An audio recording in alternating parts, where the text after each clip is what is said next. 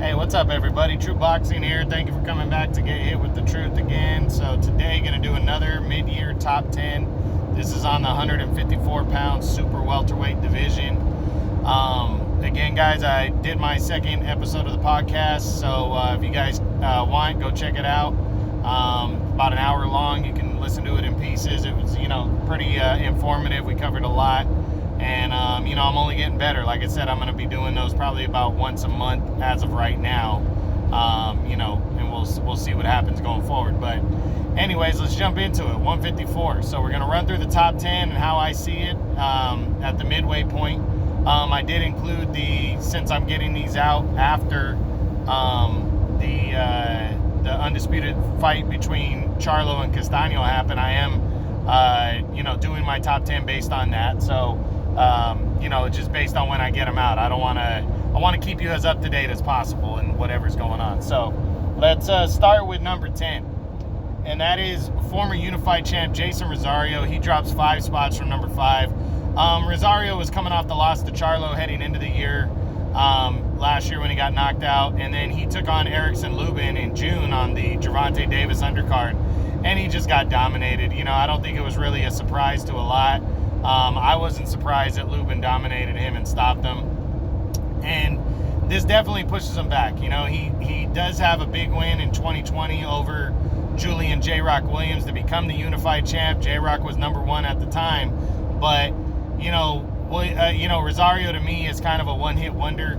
I think he got lucky against another one-hit wonder is what happened and knocked out J-Rock Williams. And, that's why. But he's still credible. You still got to give him his props. But he's barely holding on to a top 10 in a deep division now. So we'll see how he bounces back. To be honest, I don't think we're going to see him the rest of the year. If we do, it's probably going to be towards the end of the year. Number 9 is Sebastian Fundora, the undefeated rising contender. He moves up 1 spot from number 10.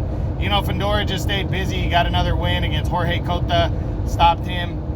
He did get caught a few times in that fight, though, get hit pretty hard. And the way he fights, his style, makes me wonder if, he's really going to be as good as we think he's going to be. But he definitely is tall and lengthy, and he's definitely a freak of nature.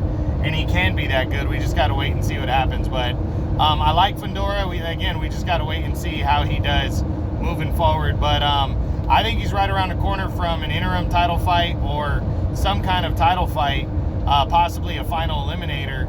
And the PBC is probably going to feed him somebody decent. So I'm looking forward to seeing what he does next in the second half of the year.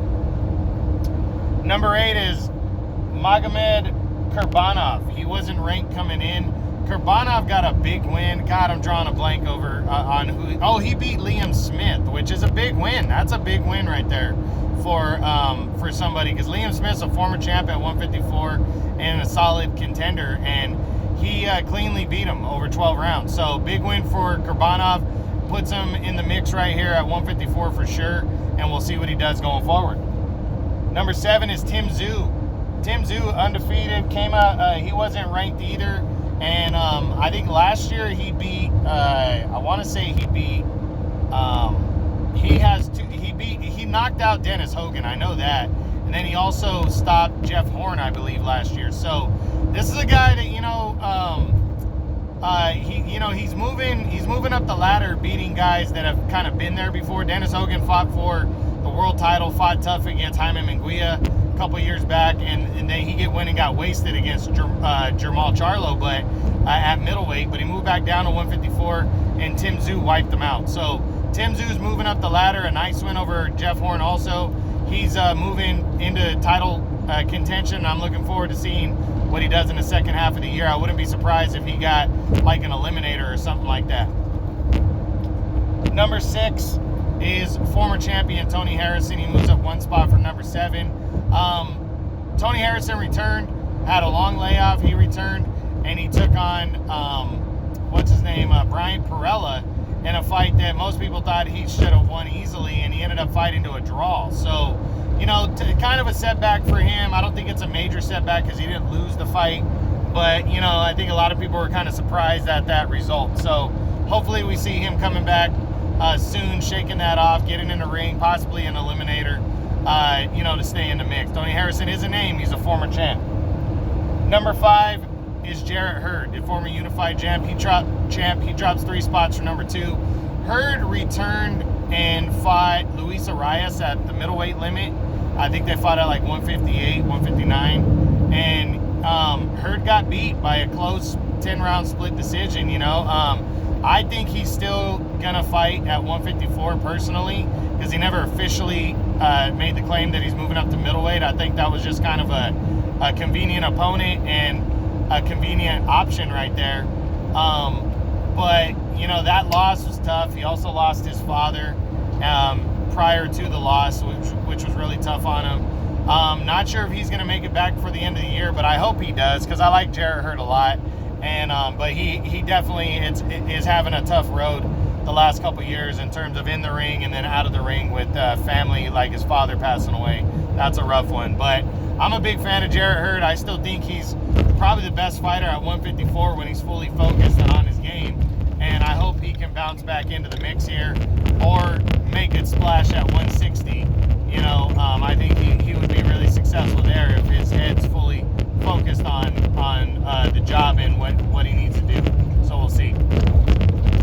Number 4 is the WBA regular champion, Erislandy Lara. Now, Erislandy Lara moved up to middleweight and captured the vacant WBA regular title at middleweight, but he never was officially stripped of this title or vacated this belt at 154.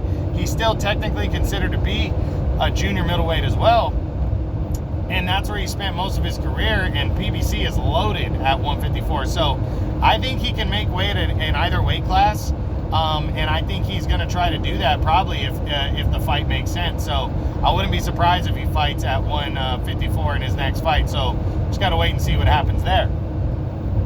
Number 3 is Erickson Lubin, the former world title challenger. He has moved himself into position to fight for a world title again.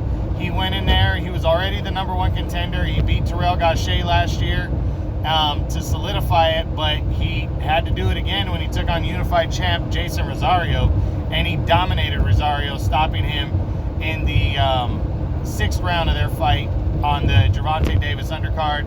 He's put himself in position. I'm not sure how this is going to work with the WBC, if they're going to allow Charlo and Castaño to fight in a rematch, or if these 2 guys are going to have to take possibly mandatories prior to their rematch. We got to see what goes down, but I hope we see Lubin in some kind of a big fight again next. I would love to see him in a title fight, but I kind of want to see Charlo and Castaño decide undisputed first, but we'll see. If he gets his revenge or gets a shot at his revenge on Charlo, I would love to see that. I would love to see it. I know Charlo says he's not really interested in it, but he'll do it if he has to. I think it could be a different story. I think Charlo landed a great punch, and nobody the 22-year-old Lubin just didn't see it coming. That was about 4 years ago. I think we got a different story heading into the rematch, and I'm really looking forward, if he lands that rematch, to what could possibly go down for Erickson Lubin. Number 2 is the undefeated WBO champion, Brian Castaño. Castaño he actually got his career best win in February when he took on Patrick Teixeira, dominated him over 12 rounds, captured his 2nd world title. Then he got a shot at the undisputed belt to become only the 7th man in the 4-belt era to do it when he took on Jermell Charlo. And he got caught early, but he weathered the storm. He actually staggered Charlo for a minute there as the fight progressed. He took over in the middle rounds, and I really had him after 9 rounds. I had him ahead 7-2, but he very well could have lost the last 3 rounds, which all 3 judges scored for Charlo, and it went to the scorecards, and it ended up coming back a draw. Now, I thought Castaño won, but I did think it was close enough to call it a draw. One judge had it ridiculous, 117-111. That's 9 rounds to 3 for Charlo, but be that as it may, Castaño is still the WBO champion. He would like a rematch. I think Charlo wants a rematch as well, but we don't know what the governing bodies are going to decide if these guys have to fight mandatories or not. So we'll see what happens. Hopefully we can see these guys back in the ring to determine who the best at 154 is and the undisputed champion by December, I'm hoping, but we'll see. And number 1 is Jermell Charlo. I mean, everything I just said, he fought hard in that fight, but he was getting outworked. he ended up getting out-thrown and outlanded. Not by much. I think Castaño landed about 20 punches more. He landed some good shots on Castaño. He hurt him badly a couple times, but he couldn't finish him, and he took some good shots too. But impressive to win the championship rounds. He really needed those. He was losing that fight, and he swept the championship rounds on the 3 judges' scorecards, which is what got him his draw. So, he walks away, no losses. I picked him to lose that fight, but he did not lose the fight. And nobody's really arguing that it wasn't. I think the majority is saying Castaño won the fight, but I don't think people are really arguing that it was a robbery because it was close. So Charlo gets a hold on to his 3 belts. Not sure what the governing bodies are going to do next. I